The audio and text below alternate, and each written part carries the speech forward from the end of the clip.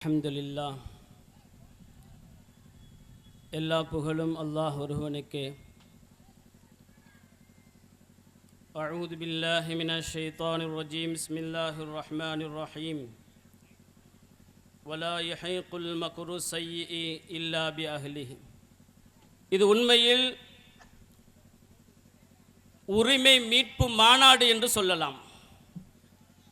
India முழுக்க இந்த வக்ஃபு வாரியத்திற்கு எதிராக அனைத்து மாநிலங்களிலும் மாவட்டங்களிலும் தொகுதிகளிலும் எஸ்டிபியின் சார்பாக வலுவாக அவர்கள் போட்டிருக்கின்ற இந்த வக்ஃபு மசோதாவுக்கு எதிராக எஸ்டிபிஐ களமிறங்கி மிக சிறப்பாக எதிர்ப்புகளை கொடுத்து கொண்டிருக்கின்றது.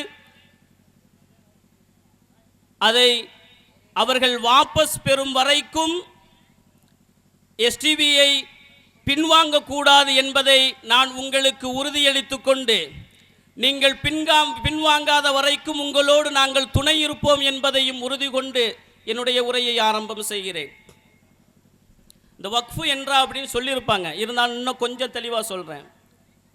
அதாவது வக்ஃபு மறுமையினுடைய பலனுக்காக, நல்லா கவனிக்கணும். இஸ்லாமியர்களை பொறுத்தளவு மறுமை நம்பிக்கை, மௌத்துக்கு பிறகு ஒரு வாழ்க்கை உண்டு. அந்த வாழ்க்கையிலே சொர்க்கம் உண்டு, நரகம் உண்டு.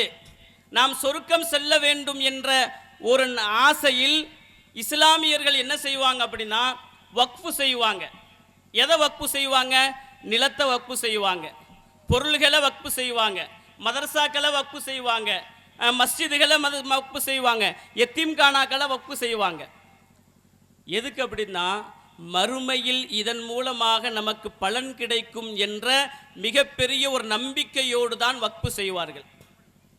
அந்த நம்பிக்கையில் வக்ஃபு செய்துவிட்டு சென்றுவிட்ட மூதாதைகளுடைய சொத்து தான் இன்னைக்கு இந்தியா முழுக்க 3வது தரத்தில் வக்ஃபு சொத்துகள் இருக்கு.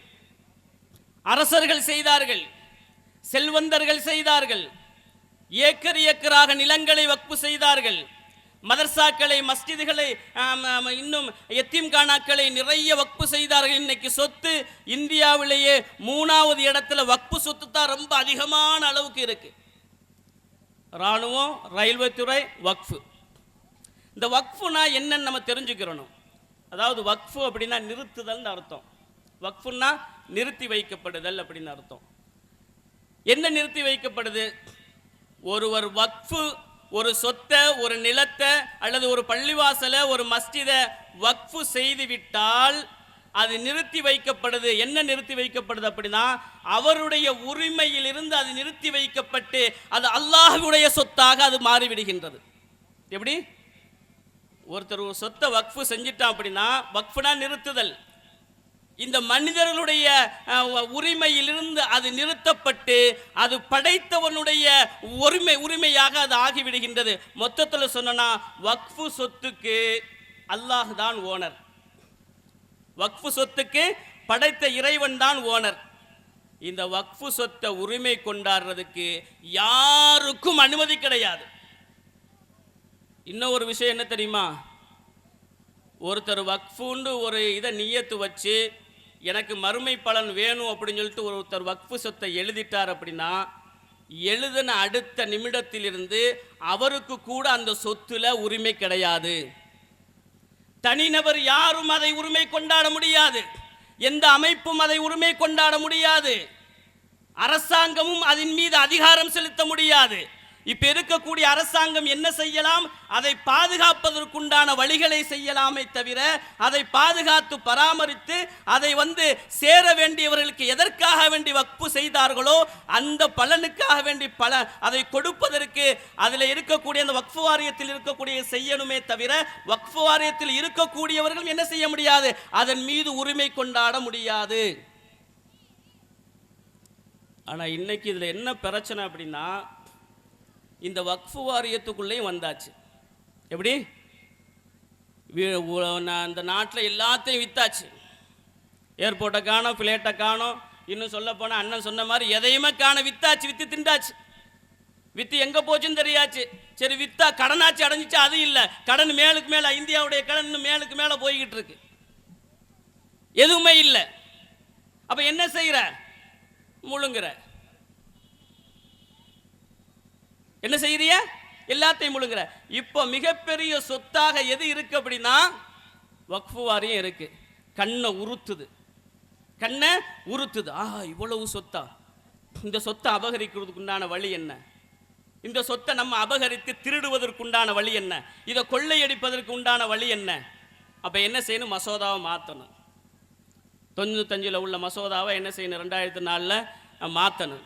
அதை மாற்றினா அதை திருடலாம். என்ன கொண்டு வர்றாங்க தெரியுமா? சுருக்கமாக சொல்லிடுறேனே. அதாவது ஒரு கலெக்டர்கிட்ட ஒரு நிலத்தை அளக்குன்னா ஒரு கலெக்டர்கிட்ட போகணும். நிலத்தை அளக்குன்னா கலெக்டர்கிட்ட போகணும்.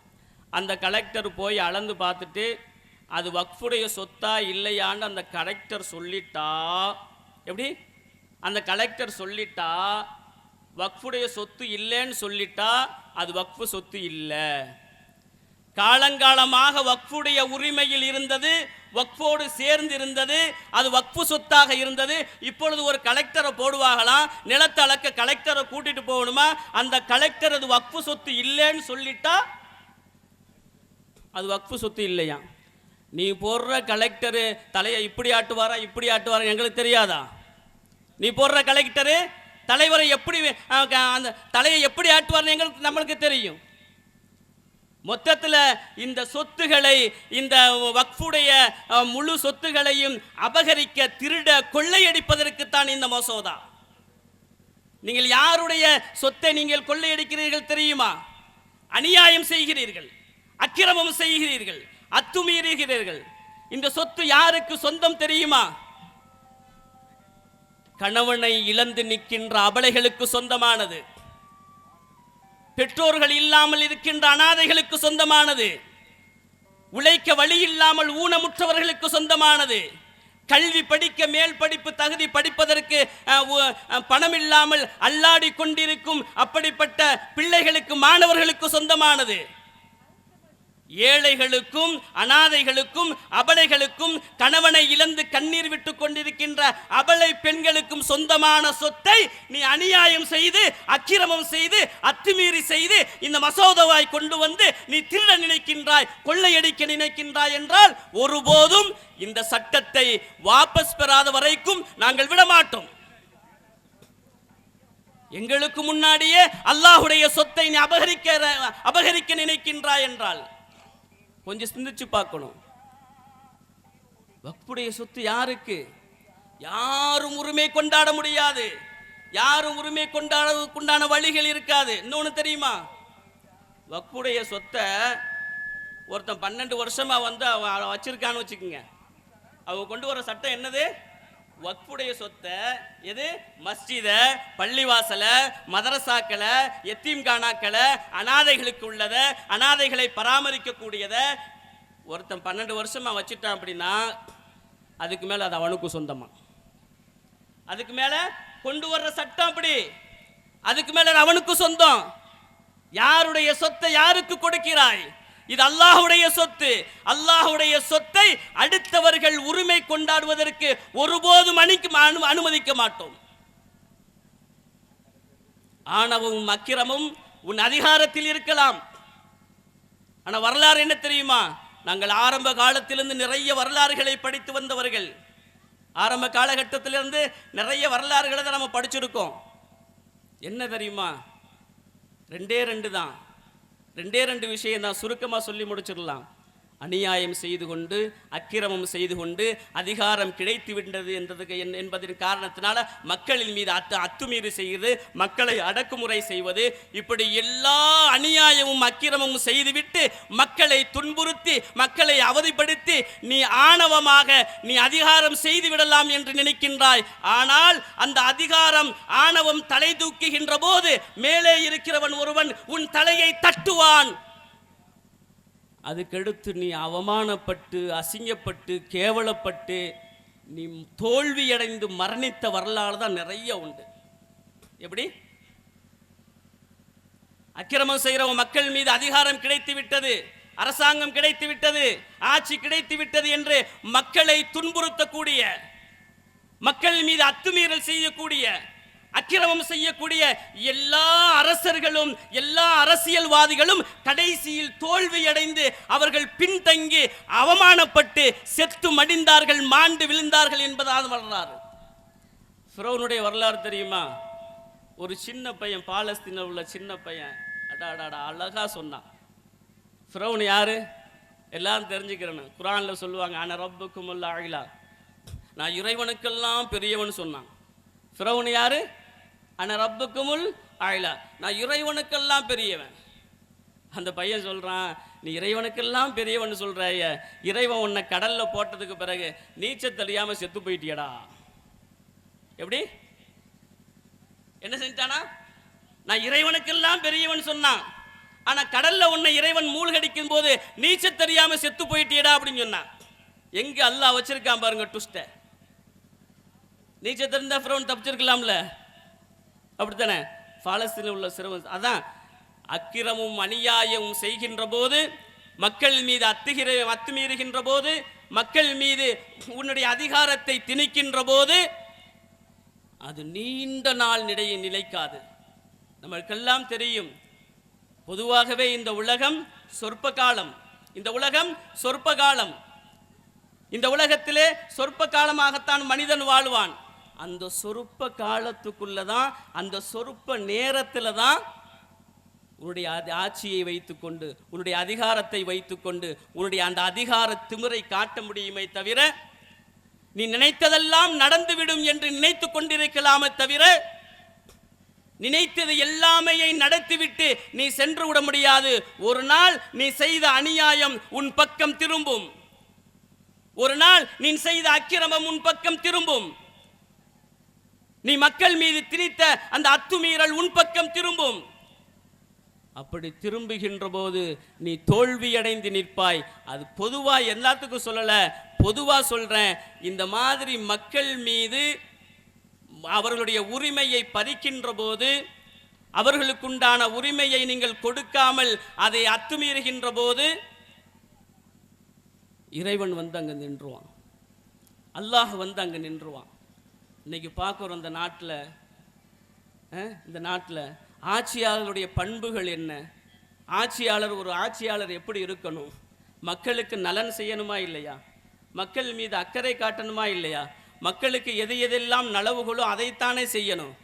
ஆனால் இந்த நாட்டில், மதச்சார்பு மற்ற நாட்டில், எல்லா சமயத்தவர்களும் எல்லா மதத்தவர்களும் வாழக்கூடிய இந்த நாட்டில் ஒரு ஆட்சியாளர் வந்தார் என்றால் அந்த ஆட்சியாளர் எப்படி இருக்கணும்?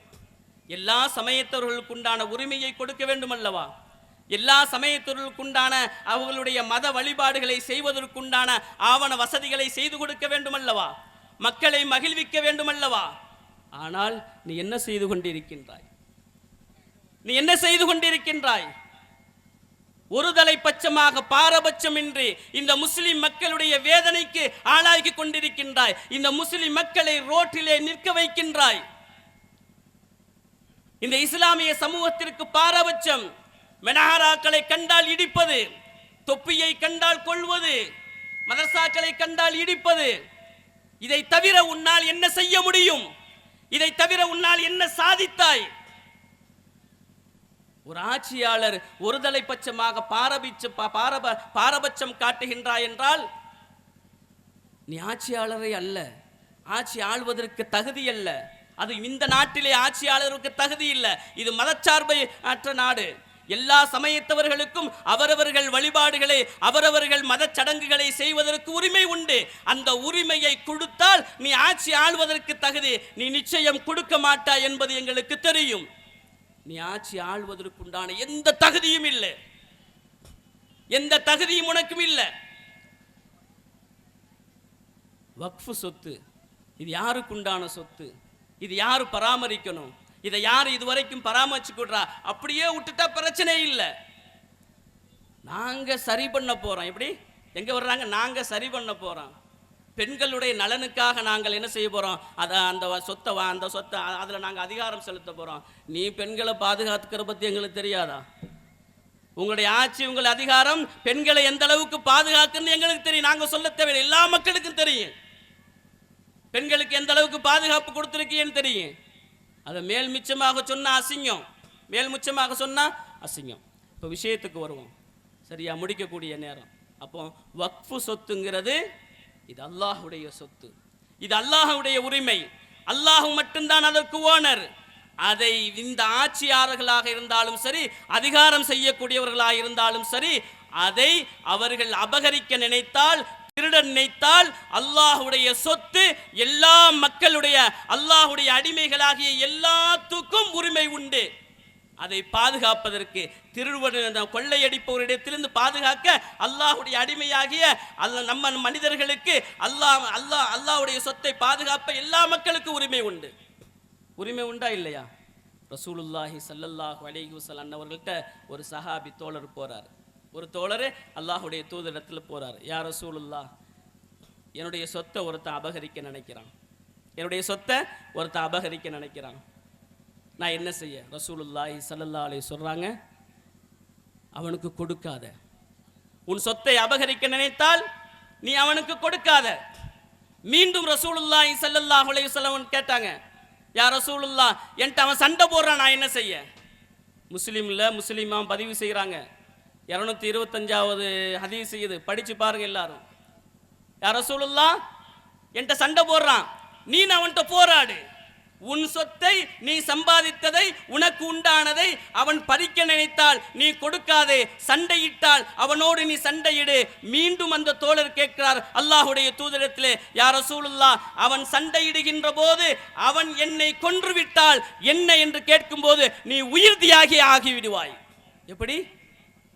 தன்னுடைய சொத்தை பாதுகாக்க ஒருத்தன் சண்டை போடுகின்ற போது அவன் நம்மை கொலை செய்து விட்டால் உயிர் தியாகியாக ஆகிவிடுவாய். மீண்டும் அந்த தோழர் கேட்டார், யா ரசூலுல்லாஹ், நான் அவரை கொன்றுவிட்டால் அல்லாஹுடைய தோழர் சொன்னார், அவன் நரகவாதியாக ஆகிவிடுவான், அவன் நரகவாதியாக ஆகிவிடுவான். தன்னுடைய சொத்துக்கே ரசூலுல்லாஹி ஸல்லல்லாஹு அலைஹி வஸல்லம் சொன்னாங்கன்னா, அல்லாஹுடைய சொத்தை பாதுகாக்க அல்லாஹுடைய அடிமைகளாகிய நாம் எந்த அளவுக்கு போராட வேண்டும்? அல்லாஹுடைய சொத்தை பாதுகாக்க நாம் எந்த அளவுக்கு நம்மை முயற்சி செய்து கொள்ள வேண்டும்?